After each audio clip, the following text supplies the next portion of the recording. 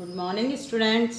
बच्चों, आज हमारे द्वारा अपने 14 चैप्टर के अंतर्गत ही राष्ट्रीय आय की अवधारणा वाले चैप्टर के अंतर्गत ही घरेलू निवासी और सामान्य निवासियों की अवधारणा का अध्ययन किया जाएगा।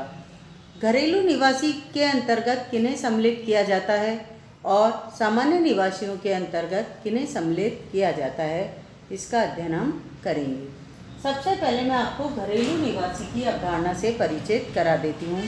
इसको बुक में भी बहुत अच्छे से दिया हुआ है बच्चों। आपके बुक में आपके पेज नंबर 88 पर घरेलू सीमा व सामान्य निवासियों की अवधारणा, घरेलू निवासी या घरेलू सीमा कहें मतलब एक ही है, ऑब्लिक करके सीमा शब्द का प्रयोग भी कर सकते हैं घरेलू के साथ। यहाँ पर बच्चों घरेलू सीमा की अवधारणा के अंतर्गत मैं आपको बताऊंगी कि ये जो हमारा भारत देश है,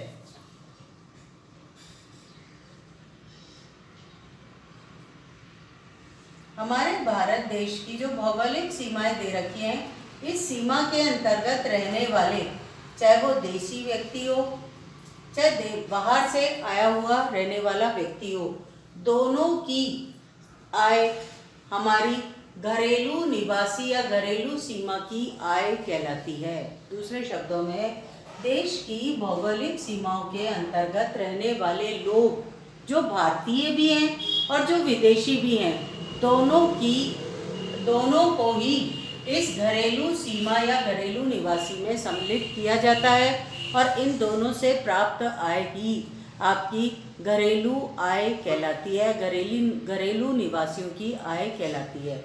और ये जो हमारे सामान्य निवासी की अवधारणा होती है बच्चों, इसके अंदर नागरिकता से संबंध होता है।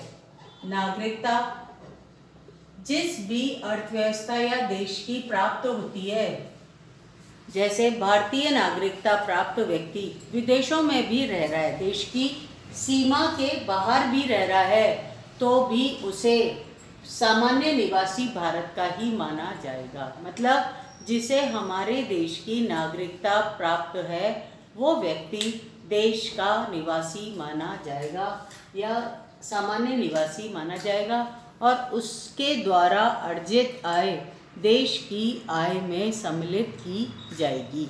पढ़ें, बुक में क्या दे रखा है बच्चों। घरेलू सीमा व सामान्य निवासियों की अवधारणा, पेज नंबर 88 पर सबसे पहले आपके घरेलू सीमा की अवधारणा दे रखी है। राष्ट्रीय आय की गणना करने में घरेलू सीमा की अवधारणा महत्वपूर्ण मानी जाती है। घरेलू सीमा की अवधारणा से अर्थ होता है एक देश की भौगोलिक सीमा के भीतर की जाने वाली आर्थिक क्रियाओं से होता है। घरेलू सीमा किसे कहते हैं, नोट कर लेना, ये आपकी किताब में और नोट्स में भी आपको मिल जाएगा। घरेलू सीमा की अवधारणा से अभिप्राय एक देश की भौगोलिक सीमा के भीतर की जाने वाली आर्थिक क्रियाओं से होता है।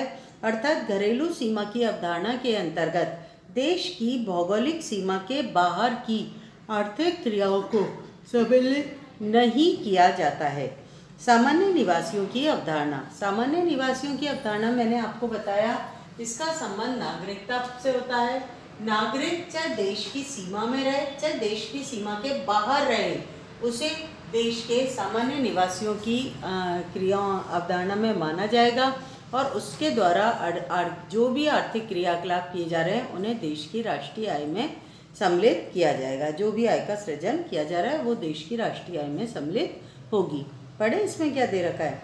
सामान्य निवासियों की अवधारणा, सामान्य निवासियों से अभिप्राय वे लोग जिन्हें किसी भी देश की नागरिकता प्राप्त हो है। राष्ट्रीय आय की गणना में एक देश के सामान्य निवासियों की क्रियाओं से अर्जित आय ही सम्मिलित की जाती है।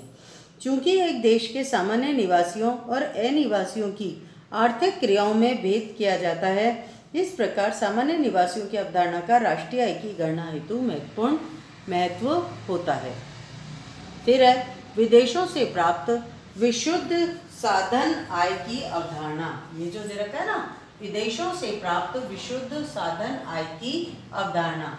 ये जो विदेशों से प्राप्त विशुद्ध साधन आय होती है बच्चों, इसको शॉर्ट में NFIA के नाम से जाना जाता है।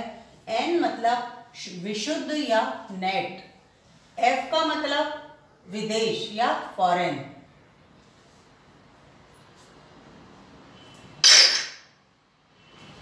यहां पर फॉरेन नहीं आएगा बच्चों, यहां आएगा नेट फैक्टर इनकम,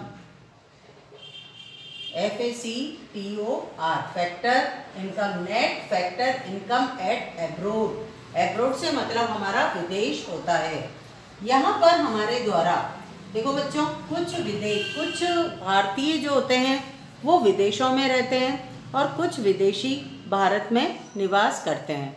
जो भारत में रहने वाले NRI हैं, वो विदेशी लोग हैं, वो भारत में आर्थिक क्रियाकलाप करते हैं और उसके बाद अपनी आय का सृजन करते हैं तथा उस आय को कहाँ भेज देते हैं? अपने परिवार वालों के पास या अपने देश भेज देते हैं। इसी प्रकार से भारत के जो NRIs हैं, जो भारत से बाहर रहकर अपनी आय का सृजन करते हैं, आर्थिक सेवाएं प्रदान करते हैं, उनके द्वारा भी कमाया गया धन जो विदेशों से है उसे अपने देश में अपने परिवार के पास भेज दिया जाता है।